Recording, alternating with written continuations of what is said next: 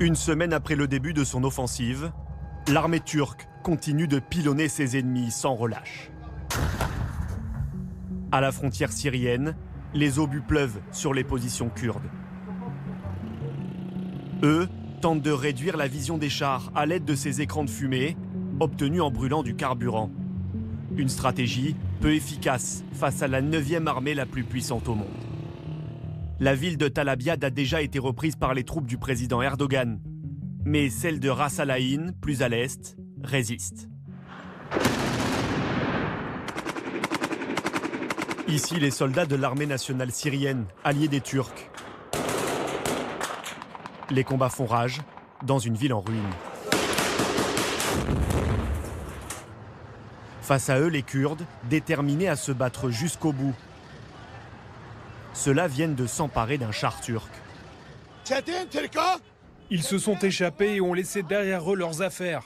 Faites savoir à tout le monde que personne ne peut battre les milices kurdes. Nous avons une cause juste, défendre notre terre, et personne ne peut nous envahir. La guerre a déjà fait de nombreuses victimes.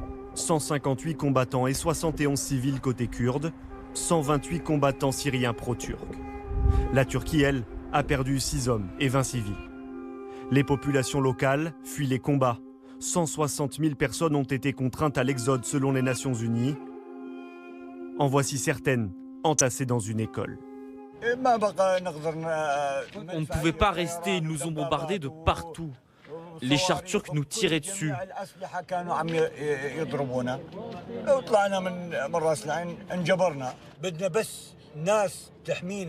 On veut juste que quelqu'un nous protège de cette injustice. Ils veulent nous tuer ou quoi? Nous, on veut vivre. À Tal Abyad, l'armée nationale syrienne a pris le contrôle de la ville. Du coup, les résidents syriens peuvent rentrer chez eux, mais pas les Kurdes. Eux ont été chassés. La boulangerie fonctionne normalement à présent et l'aide humanitaire est distribuée. La situation est bonne et nous demandons à ceux qui ont quitté la ville de revenir. Dans cette offensive, la Turquie paraît bien esselée sur la scène internationale. Mais peu importe, Recep Tayyip Erdogan reste déterminé. Notre proposition est que tous les terroristes déposent leurs armes et leurs équipements, détruisent toutes leurs fortifications et se retirent de la zone de sécurité que nous avons fixée.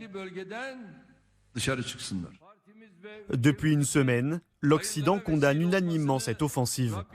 Donald Trump, qui a promis de détruire l'économie turque, n'a pour l'instant imposé que quelques maigres sanctions, comme le gel des avoirs de 3 ministres turcs ou l'arrêt des négociations commerciales en cours.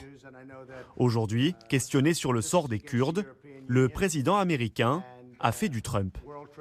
Les Kurdes sont beaucoup plus en sécurité en ce moment, mais ils savent comment se battre.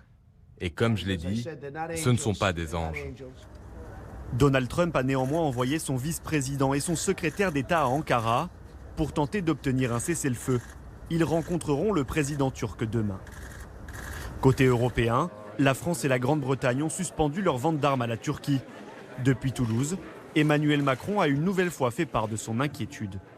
Ce conflit est de nature, cette attaque est de nature à aider Daesh à renaître de ses cendres. L'action utile que nous souhaitons mener, c'est d'une part de convaincre nos partenaires américains au sein de l'OTAN de réfréner et de stopper maintenant cette offensive, et ensemble, avec nos autres partenaires européens, d'accroître encore la pression sur la Turquie pour qu'elle cesse cette offensive.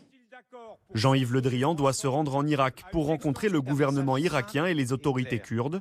Objectif, négocier le transfert des djihadistes français, jusqu'ici détenus par les Kurdes.